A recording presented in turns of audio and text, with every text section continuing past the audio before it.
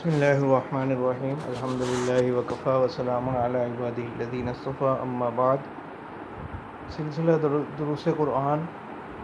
9ویں پارے کا خلاصہ بیان کیا جاتا ہے۔ 9ویں پارے کے پہلے رکوع کا آغاز گزشتہ پارے کی تسلسل سے ہی ہے۔ حضرت شعیب علیہ السلام کی قوم کا قصہ چل رہا ہے کہ جب حضرت شعیب علیہ السلام نے اپنی قوم کو توحید کی طرف بلایا اور اللہ تعالیٰ کی نافرمانیوں سے انہیں ڈرایا تو ان کی قوم نے جواب میں انہیں کہا کہ ہم آپ کو اپنی بستی سے نکال دیں گے، اور دوسری صورت یہ ہے کہ آپ بھی ہماری ملت کو اختیار کر لیں۔ تو حضرت شعیب علیہ السلام نے جواب دیا کہ یہ دونوں ممکن نہیں، کہ جب اللہ تعالیٰ نے ہدایت عطا فرما دی، اس ہدایت کے بعد میں کس طرح گمراہی کو قبول کر سکتا ہوں۔ دوسرے رکوع میں اللہ تعالیٰ فرما رہے ہیں کہ ہماری طرف سے مختلف اقوام جو ہیں ان پر مختلف مصائب اور آزمائشیں اور تکلیفیں آتی ہیں تاکہ وہ ان آزمائشوں سے ہماری طرف رجوع کر سکیں، لیکن جب وہ ان سے بھی کوئی نصیحت حاصل نہیں کرتے تو ان پر ہمارا عذاب اچانک پھر آ جاتا ہے۔ تیسرے رکوع میں آپ صلی اللہ علیہ وسلم کے نبی ہونے کی دلیل بھی ہے کہ یہ قصے اللہ تعالیٰ نے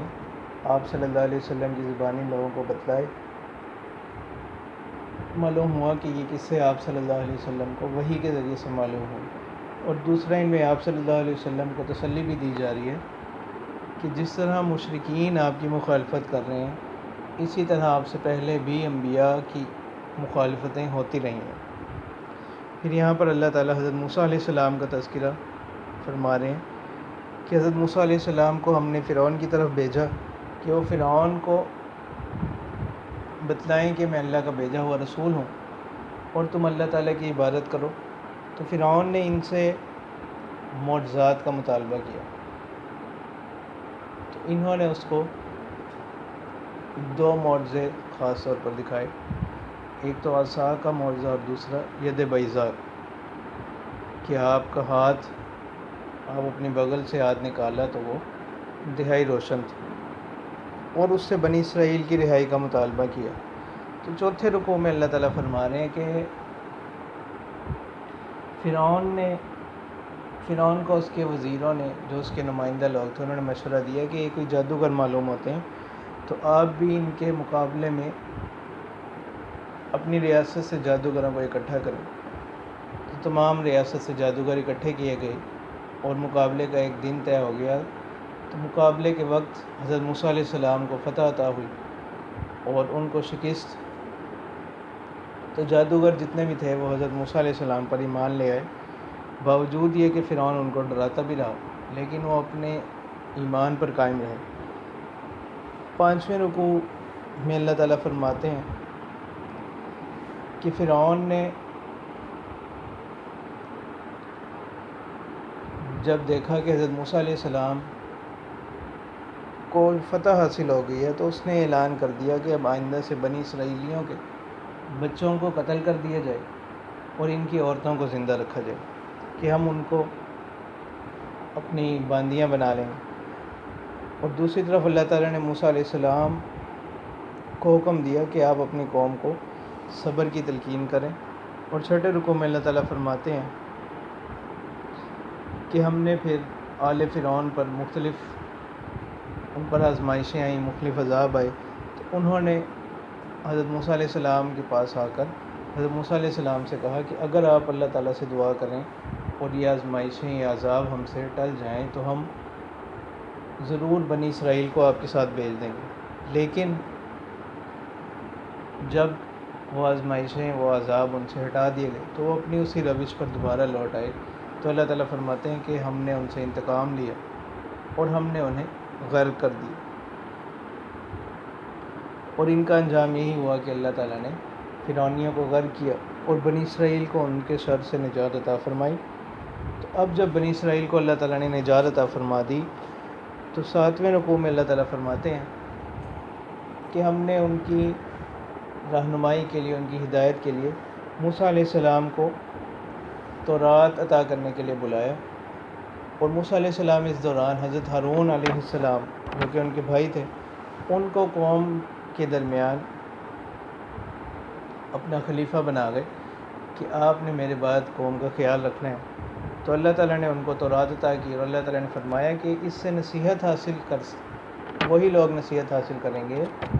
کہ جو نصیحت حاصل کرنا چاہیں. اور یہاں پر خاص طور پر تکبر کی مذمت بیان کی گئی کہ تکبر ایک ایسی بیماری ہے جو ہدایت کے راستے پر چلنے کے اندر بڑی رکاوٹ ہے. 8ویں رکوع میں اللہ تعالیٰ فرما رہے ہیں کہ حضرت موسیٰ علیہ السلام کے جانے کے بعد کس طرح ایک سامری نامی شخص نے بنی اسرائیلیوں کو بہکایا، پھسلایا اور انہیں بچھڑے کی پرستش میں لگا دی. بنی اسرائیل نکلتے وقت، مصر سے نکلتے وقت جو ہے فرعونیوں سے کچھ زیورات استعمال کے لیے لے آئے تھے، اور جس وقت فرعونی لوگ غرق ہو گئے تو اب ان کو یہ اپنے اوپر ایک بوجھ محسوس ہو رہے تھے. تو اس شخص نے ان کو مشورہ دیا کہ ایک گڑھا ہم کھودتے ہیں، اس کے اندر آگ جلاتے ہیں اور یہ تمام زیورات اس میں ڈال دیں گے. تو اس نے ان جلے ہوئے زیورات کو پگھلا کر ان سے ایک بچھڑا بنا لی، اور اس کے پاس حضرت جبرائیل علیہ السلام کے گھوڑے کے قدموں کے نشانات والی مٹی تھی. تو اس نے یہ چیز دیکھی کہ جہاں پر اس گھوڑے کے پاؤں لگتے ہیں وہ اس مٹی پر سبزہ اگاتا ہے. تو اس نے وہ مٹی کسی طرح وہاں سے حاصل کر لی. تو اب جب اس نے وہ مٹی اس مجسمے کے اندر ڈالی تو اس کے اندر ایک آواز پیدا ہو گئی، اور اس نے لوگوں سے کہا کہ جس خدا کی تلاش میں موسیٰ علیہ السلام کوہ طور پر گئے ہوئے تو وہ خدا کی جو ذات ہے ان کی ایک جھلک جو ہے وہ اس بچھڑے میں بھی آ گئی ہے معاذ اللہ. تو اس طرح اس نے اس قوم کو اس بچھڑے کی پرستش میں مبتلا کر دیا. اور حضرت موسیٰ علیہ السلام جس وقت واپس آئے تو انہوں نے ابتداً حضرت ہارون علیہ السلام سے گرفت کی کہ میں نے آپ کو ان کے درمیان نگران بنایا تھا تو یہ کس طرح اس میں یہ مبتلا ہو گئے. تو انہوں نے کہا کہ میں نے ان کو سمجھانے بجھانے کی کوشش کی، لیکن یہ لوگ کسی بھی طرح باز نہ آتے تھے، بلکہ انہوں نے مجھے ڈرانا دھمکانا شروع کر دیا. تو لہٰذا آپ اب مجھ پر سختی کر کے دشمنوں کو ہنسنے کا موقع نہ دیں. اگلے رکوع میں اللہ تعالیٰ فرماتے ہیں کہ یہ لوگ جو بچھڑے کی پرستش میں مبتلا ہو گئے تو عنقریب ان پر اللہ کی طرف سے ناراضگی اور اللہ کا غصہ ان پر نازل ہوگا. اور اس کے بعد پھر اللہ تعالیٰ ذکر فرما رہے ہیں میقات توبہ. میقات توبہ یہ ہے کہ پھر موسیٰ علیہ السلام نے کچھ بنی اسرائیل کے 70 علماء کو اپنے ساتھ لیا اور دوبارہ ایک کوہ طور پر گئے کہ ہم اللہ تعالیٰ سے یہ جو بعض لوگوں نے گوسالہ پرستی یعنی بچھڑے کی پرستش میں مبتلا ہو گئے، ہم اس پر اللہ تعالیٰ سے مغفرت اور معافی طلب کرتے ہیں. تو اللہ تعالیٰ نے ان کو معاف فرمایا. اللہ تعالیٰ نے فرمایا کہ میری رحمت کے مستحق وہ لوگ ہیں جو تقوی کی راہ پر چلنے والے لوگ ہیں، زکوٰۃ دینے والے لوگ ہیں، آیات پر ایمان رکھنے والے لوگ ہیں، اور آخری نبی جو آنے والے ہیں ان کی اتباع کرنے والے جو لوگ ہوں گے وہ لوگ میری رحمت کے مستحق ہوں گے. 10ویں رکوع کے آغاز میں آپ صلی اللہ علیہ وسلم کی رسالت و نبوت کا ذکر کیا جا رہا ہے کہ آپ صلی اللہ علیہ وسلم کی جو نبوت ہے وہ پہلے انبیاء کے برخلاف، پہلے جتنے بھی انبیاء ہیں ان کی نبوت کسی خاص علاقے، کسی خاص شہر، کسی خاص قوم کی طرف ہوتی تھی، لیکن آپ صلی اللہ علیہ وسلم کی جو نبوت اور رسالت ہے اس کے اندر عموم ہے اور یہ عالمگیر رسالت ہے کہ اللہ تعالیٰ فرماتے ہیں قُلْ يَا أَيُّهَا النَّاسُ إِنِّي رَسُولُ اللَّهِ إِلَيْكُمْ جَمِيعًا، کہ آپ کہہ دیجئے کہ اے لوگوں میں تم تمام کی طرف اللہ کا رسول بنا کر بھیجا گیا. تو اب قیامت تک کے لیے آپ صلی اللہ علیہ وسلم ہی کی نبوت ہے، اور آپ صلی اللہ علیہ وسلم کے بعد کسی کو نبوت نہیں دی جائے گی، اور نہ ہی آپ صلی اللہ علیہ وسلم کے بعد کوئی نبی پیدا ہوں گے. تو لہٰذا آپ صلی اللہ علیہ وسلم کے بعد جو شخص بھی نبوت کا دعویٰ کرے گا وہ دائرہ اسلام سے خارج ہوگا. باقی رہا حضرت عیسیٰ علیہ السلام کا قرب قیامت میں نزول، تو وہ ختم نبوت کی منافی اس وجہ سے نہیں کہ حضرت عیسیٰ علیہ السلام کی پیدائش بھی آپ صلی اللہ علیہ وسلم سے پہلے ہوئی ہے، اور ان کو نبوت بھی آپ صلی اللہ علیہ وسلم کی نبوت سے پہلے عطا کی گئی ہے۔ پھر اللہ تعالیٰ فرماتے ہیں کہ بنی اسرائیل کے اندر 12 جماعتیں بنا دی گئیں اور ہر گروہ کا ایک بڑا ذمہ دار بنا دیا گیا، اور ان پر اللہ تعالیٰ کی طرف سے مختلف انعامات ہوئے جن کا تذکرہ کیا جا رہا ہے۔ اور 11ویں رکوع کے اندر اللہ تعالیٰ فرما رہے ہیں ان لوگوں کا قصہ کہ جن لوگوں کو منع کیا گیا تھا کہ ہفتے کے دن شکار نہیں کرنا، تو دوسری طرف ان کی آزمائش اس طرح سے اللہ تعالیٰ نے کی کہ ہفتے کے دن ان کو مچھلیوں کے شکار سے روکا گیا، تو اسی دن جو ہے مچھلیاں بھی زیادہ ہوتی تھیں، تو انہوں نے یہ کیا کہ چھوٹی چھوٹی نالیاں نکال کر چھوٹے چھوٹے تالاب بنا لیے، تو مچھلیاں ان میں جمع ہو جاتی۔ تو ان کی اس فعل کی وجہ سے کچھ لوگوں نے انہیں روکا بھی، لیکن انہوں نے ان کی نصیحت ان پر کوئی اثر انداز نہ ہو، تو اللہ تعالیٰ کی طرف سے ان لوگوں پر عذاب آیا۔ تو اس سے معلوم یہ ہوا کہ اللہ تعالیٰ کے احکامات کے اندر 2 باتوں کا خیال رکھنا ضروری ہے۔ ایک تو یہ کہ اللہ تعالیٰ کی طرف سے جو حکم آئے اس کی پابندی کرنی ہے، اور دوسرا یہ کہ اس کی پابندی بھی اسی طرح کرنی ہے جیسے اللہ تعالیٰ اور اس کے رسول صلی اللہ علیہ وسلم نے اس کا طریقہ بتلایا ہوگا۔ تو یہاں سے ہمیں یہ ایک انتہائی اہم سبق حاصل ہو رہا ہے۔ 12ویں رکوع کے آغاز میں اللہ تعالیٰ عہد الست کو ذکر فرما رہے ہیں۔ عہد الست کی حقیقت یہ ہے کہ اللہ تعالیٰ نے تمام انسانوں کو پیدا کرنے سے پہلے ان کی ارواح سے اپنی ربوبیت کا اقرار اور اعلان کروایا، اور تمام ارواح نے اللہ تعالیٰ کی ربوبیت کا اقرار کیا، گواہی دی۔ اور اس کی حکمت یہ ہے کہ اللہ تعالیٰ فرماتے ہیں کہ کہیں کل کو لوگ یہ نہ کہنے لگے کہ ہم تو اللہ تعالیٰ کی ذات کی معرفت سے ہی غافل ہیں۔ اور اللہ تعالیٰ فرماتے ہیں کہ وہ لوگ جو ہماری دی ہوئی صلاحیتوں کو غلط جگہوں پر استعمال کرتے ہیں، ان کو حق کے راستے میں استعمال نہیں کرتے، تو یہ لوگ اللہ تعالیٰ فرما رہے ہیں کہ اولئک کالانعام بل ہم اضل، کہ یہ لوگ چوپایوں کی طرح ہیں، جانوروں کی طرح ہیں، بلکہ ان سے بھی بدتر ہیں۔ وہ اس لیے کہ جانور تو اس بات کے پابند ہی نہیں ہے کہ ہدایت کے راستے کو معلوم کریں، ہدایت کی راہ پر چلیں، تو انسان جن کو اس بات کا پابند بنایا گیا تھا،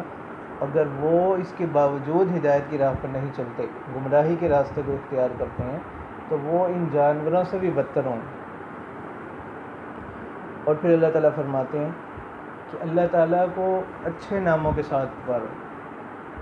وَلِلَّهِ الْأَسْمَاءُ الْحُسْنَى فَادْعُوهُ بِهَا، کہ اللہ تعالیٰ کو اچھے ناموں کے ساتھ پکارو، اور اللہ تعالیٰ کے ناموں کے اندر کوئی ٹیڑھا پن، کوئی گمراہی کا راستہ نہ ڈھونڈو، اور ایسے لوگوں کے ساتھ بھی تعلق ختم کر دو جو اللہ تعالیٰ کے ناموں کی بے حرمتی کرتے ہیں۔ حدیث مبارکہ میں آتا ہے کہ اللہ تعالیٰ کے 99 نام ہیں، جس نے ان کو یاد کر لیا وہ شخص جنت میں داخل ہوگا۔ اور اسی طرح علماء فرماتے ہیں کہ جو اللہ تعالیٰ کے نام ہیں، صفاتی نام ہیں، ان ناموں پر بھی لوگ نام نہ رکھیں۔ مثلا اگر کسی نے اللہ تعالیٰ کے ناموں میں سے کوئی نام رکھنا بھی ہو، مثلا خالق ہے تو وہ نام عبد الخالق رکھے، اور پھر اسی طرح ان ناموں کو بگاڑنا یہ اس سے بھی بڑا گناہ ہے۔ تو اس لیے ایسے ناموں کے اندر اس چیز کی بہت زیادہ احتیاط کرنی چاہیے کہ اگر کسی کا نام ایسا ہو جو ذات باری تعالیٰ کے ناموں میں سے ہے، تو اس سے پہلے لفظ عبد کا اضافہ کرنا ایک بات، اور دوسرا یہ کہ ان ناموں کو بگاڑنا، تو یہ بڑا سخت گناہ ہے۔ 13ویں رکوع کے اندر اللہ تعالیٰ فرماتے ہیں کہ ہم ایک مدت تک مجرمین کو مہلت دیتے ہیں، لیکن اس مہلت کا یہ مطلب نہیں ہوتا کہ ہماری طرف سے ان کو کھلی چھوٹ ہے، ہم پھر پوری اچھی طرح اس کو گھیر کر پھر اس کو پکڑتے ہیں، اس کو استدراج کہتے ہیں۔ تو اس سے کوئی دھوکے میں نہ آ جائے کہ شاید اللہ تعالیٰ نے اس کو چھوڑ دیے۔ اور اسی رکوع میں اللہ تعالیٰ فرماتے ہیں کہ لوگ آپ سے قیامت کے بارے میں پوچھتے ہیں تو آپ کہہ دیجئے کہ قیامت کا جو علم ہے، قیامت کا وقوع ہوگا، اس کی دعوت تو تمام انبیاء نے اپنی اپنی قوموں کو دی اور قیامت کے وقوع کے بارے میں اپنی اپنی اقوام کو بتلایا، لیکن قیامت کا وقوع کب ہوگا اس کا علم صرف اللہ تعالیٰ ہی کے پاس ہے۔ تو اللہ تعالیٰ یہاں بھی فرما رہے ہیں کہ آپ ان سے کہہ دیجئے کہ قیامت واقع تو ہوگی اور یقیناً ہوگی، لیکن واقع کب ہوگی اس کے وقوع کا علم اللہ تعالیٰ ہی کو ہے۔ 14ویں رکوع کے اندر اللہ تعالیٰ شرک کی مذمت کو بیان فرما رہے ہیں، اور اسی طرح اللہ تعالیٰ یہاں پر ایک نسخہ ذکر فرما رہے ہیں کہ شیاطین کے وسوسوں سے کس طرح بچنا ہے۔ تو اللہ تعالیٰ فرماتے ہیں کہ شیاطین کے وسوسوں سے بچنے کا بہترین علاج یہ ہے کہ ان وسوسوں سے اللہ تعالیٰ کی پناہ میں آ جائے۔ پھر یہاں تلاوت قرآن کے سننے کے آداب بیان کیے گئے کہ جس وقت قرآن مجید کی تلاوت کی جا رہی ہو فاستمعوا لہ، تو اسی تلاوت کی طرف کان لگاؤ، وانصتوا، اور خاموش رہو۔ تو دو کام ہو گئے، ایک تو انتہائی توجہ اور غور سے سننا، اور دوسرا یہ کہ دوران تلاوت خاموش رہنا، لعلکم ترحمون، تاکہ تم پر رحم کیا جائے۔ تو یہ جو بعض جگہوں پر ہوتا ہے کہ وہ قرآن مجید کی تلاوت لگا کے اپنے کام کاج میں مشغول ہو جاتے ہیں اور باتیں بھی کر رہے ہیں، تو یہ طریقہ جو ہے یہ اس کے ادب کے خلاف ہے۔ تو اس لیے جتنی تلاوت آسانی سے سنی جا سکتی ہے توجہ کے ساتھ، غور کے ساتھ، اتنی تلاوت سن لیں، اور اس کے بعد جب اپنے کام کاج میں مشغول ہونا ہے یا کوئی بات چیت کرنی ہے تو پھر اس کو بند کر دیں۔ تو یہ قرآن مجید کے ادب کے خلاف ہے کہ ایک طرف تلاوت لگی ہے اور دوسری طرف لوگ اپنی باتوں میں، اپنے کام کاج میں مشغول ہوں اور توجہ کہیں اور ہو، اور دوسری طرف تلاوت بھی لگائی ہو۔ تو ایسا نہیں کرنا چاہیے۔ اور باقی قرآن مجید کی تلاوت کرنا تو بہت بڑے ثواب کی بات ہے، قرآن مجید کی تلاوت سننا، اس کے بارے میں بھی حدیث مبارکہ میں آتا ہے کہ جو شخص کسی ایک آیت کی بھی تلاوت سنتا ہے تو اللہ تعالیٰ اس کے لیے بے پناہ نیکیاں لکھ دیتا ہے۔ اس کے بعد سورہ انفال ہے اسی پارے کے اندر، اور یہ مدنی صورت ہے، اس کی 75 آیات اور 10 رکوع ہیں۔ اس پارے کا 15واں رکوع جو ہے وہ اس صورت سے شروع ہو رہا ہے۔ تو مال غنیمت کی تقسیم کے درمیان کچھ مسلمانوں میں اختلاف ہو گیا، اس کا جواب اللہ تعالیٰ یہاں پر ذکر فرما رہے ہیں کہ مال غنیمت جو ہے یہ خاص ہے اللہ اور اس کے رسول کے لیے۔ اور پھر اس کے بعد اللہ تعالیٰ مومنین کی صفات ذکر فرما رہے ہیں۔ مومنین کون لوگ ہیں، ان کی کیا کیا صفات ہیں، کیا کیا علامات ہیں۔ تو اللہ تعالیٰ فرماتے ہیں کہ وہ لوگ ہیں کہ جب ان کے سامنے اللہ تعالیٰ کا ذکر کیا جائے تو اللہ تعالیٰ کی ذات کی عظمت سے ان کے دل دہل جائیں، ان کے دلوں میں اللہ تعالیٰ کی ذات کی جو عظمت ہے وہ اس قدر ہو کہ ان کے دل اللہ تعالیٰ کی نافرمانی سے ڈر جائیں۔ اور جب ان کے سامنے قرآن مجید کی آیات تلاوت کی جائیں تو ان کے ایمان میں، ان کے یقین میں اضافہ ہو جائے، اور وہ اپنے رب پر توکل کرنے والے ہیں، اور اللہ ہی پر وہ لوگ توکل کرنے والے ہیں۔ اور اسی طرح وہ لوگ جو نمازوں کو قائم کرتے ہیں اور جو کچھ ہم نے ان کو رزق دیا اس میں سے وہ اللہ کی راہ میں خرچ کرتے ہیں، تو اللہ تعالیٰ فرماتے ہیں کہ یہ لوگ جو ہیں یہ مؤمنین لوگ ہیں، اور ان کے لیے مغفرت اور عزت کی روزی ہوگی۔ اس کے بعد اللہ تعالیٰ اسی رکوع میں غزوہ بدر کے کچھ احوال ذکر فرما رہے ہیں کہ غزوہ بدر کے اندر جو مشرکین سے قتال ہوا اس کی حکمت کو اللہ تعالیٰ بیان فرماتے ہیں کہ اللہ تعالیٰ چاہتے ہیں کہ وہ حق کو پوری طرح ثابت کر دیں، اور باطل کا نقصان دہ ہونا، اس کا غلط راہ پر ہونا وہ لوگوں کے سامنے کیا کرنا، نمایاں کرنا۔ 16ویں رکوع میں اللہ تعالیٰ غزوہ بدر کے موقع پر کس طرح اللہ تعالیٰ کی امداد آئی، اللہ تعالیٰ نے کس طرح مسلمانوں کو فتح سے نوازا، اس کے حوالے سے یہاں پر کچھ چیزیں بیان کی گئی۔ اور اللہ تعالیٰ فرما رہے ہیں کہ یہ جو جہاد کیا جا رہا ہے کفار سے، دین کے دشمنان سے، اس کی وجہ یہ نہیں کہ یہ کافر ہیں، اس کی وجہ یہ ہے کہ انہوں نے اللہ تعالیٰ کی اور اس کے رسول کی کیا کی، مخالفت کی ہے۔ اور پھر یہاں پر اس کے بعد جنگ کے آداب بیان کیے جا رہے ہیں کہ اللہ تعالیٰ فرما رہے ہیں کہ جس وقت تمہارا سامنا جنگ کے میدان میں دشمن کے ساتھ ہو جائے تو اس وقت وہاں سے پیٹھ پھیر کر مت بھاگو،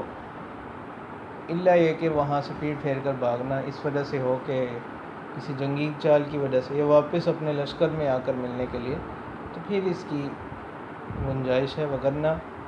کسی خوف کی وجہ سے وہاں سے پیٹھ پھیر کر بھاگنا یہ درست نہیں، اس کی اجازت نہیں، بلکہ حدیث مبارکہ میں آتا ہے کہ یہ کبیرہ گناہوں میں سے 70ویں رکوع میں اللہ تعالیٰ فرماتے ہیں کہ اے لوگوں جو ایمان لائے، اطاعت کرو اللہ تعالیٰ کی اور اس کے رسول کی، اور اللہ تعالیٰ کے بتلائے ہوئے راستوں سے اعراض نہ کرو، ان راستوں سے منہ نہ موڑو، اور جب بھی تمہیں پکارا جائے اللہ تعالیٰ کی طرف، اس کے رسول صلی اللہ علیہ وسلم پکاریں تو اس پکار پر لبیک کہو۔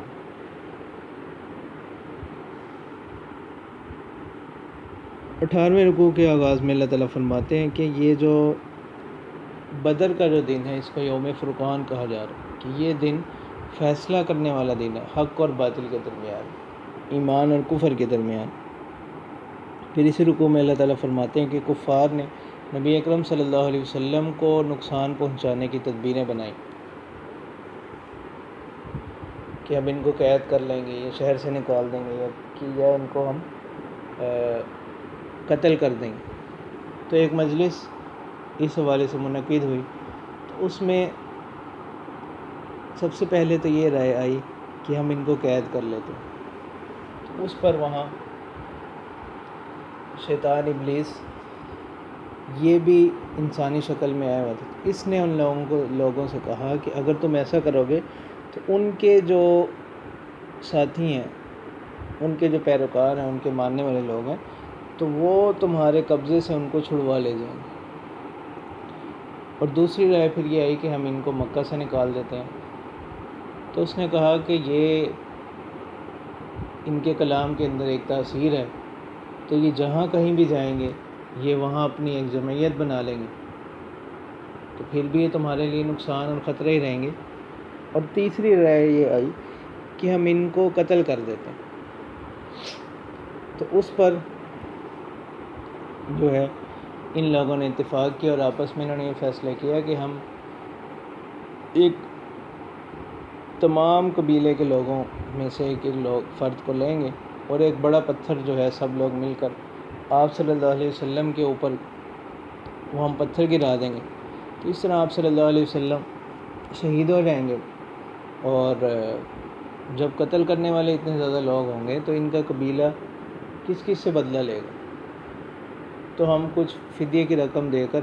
معاملہ ختم کر دیں گے۔ تو اللہ تعالیٰ نے بذریعہ وحی آپ صلی اللہ علیہ وسلم کو اس کی اطلاع کر دی اور ان کی تدبیروں سے آگاہ کر دی۔ تو اللہ تعالیٰ فرماتے ہیں کہ وہ لوگ آپ صلی اللہ علیہ وسلم کو نقصان پہنچانے کی تدبیریں کر رہے تھے، اور اللہ تعالیٰ آپ صلی اللہ علیہ وسلم کو بچانے کی تدبیریں فرما رہے تھے، اور اللہ تعالیٰ بہترین تدبیر کرنے والے ہیں۔ اور پھر اسی رکوع کے اندر اللہ تعالیٰ فرماتے ہیں کہ اللہ تعالیٰ کی طرف سے یہ انعام ہے اس امت کے اوپر کہ اللہ تعالیٰ کی طرف سے ایسا عذاب اس امت پر نہیں آئے گا کہ جس سے پوری کی پوری بستیاں ہلاک ہو جائیں۔ اور اس کی دو وجہ اللہ تعالیٰ بیان فرما رہے ہیں، ایک تو خود آپ صلی اللہ علیہ وسلم کا وجود مبارک، اللہ تعالیٰ فرماتے ہیں وما كان الله ليعذبهم وانت فيهم، کہ اللہ تعالیٰ ایسے نہیں ہے کہ ان لوگوں کو عذاب دے دیں اس حال میں کہ آپ ان کے درمیان موجود ہوں۔ اور دوسرا وما كان الله معذبهم وهم يستغفرون، کہ اللہ تعالیٰ اس وقت تک اس امت پر اپنا عذاب نہیں اتاریں گے جب تک کہ ان میں ایسے لوگ موجود ہیں جو استغفار کرنے والے لوگ ہیں۔ اللہ تعالیٰ کے روبرو استغفار کرنے والے لوگ۔ اور پھر اسی رکوع میں اللہ تعالیٰ فرماتے ہیں کہ جب تک فتنہ ختم نہ ہو جائے تم ان لوگوں سے قتال کرتے رہو اور دین سارے کا سارا اللہ ہی کا دین ہر طرف نافذ نہ ہو جائے۔ اور آخر میں اللہ تعالیٰ فرماتے ہیں کہ اللہ تعالیٰ ہی تمہارے کارساز ہیں، تمہارے کاموں کو بنانے والے ہیں، اور اللہ تعالیٰ ہی کی جو ذات ہے وہ بہترین مدد کرنے والی ذات ہے، بہترین مددگار ہے۔ تو اسی پر اس پارے کا اختتام ہوتا ہے۔ وآخر دعوانا ان الحمد للہ رب العالمین۔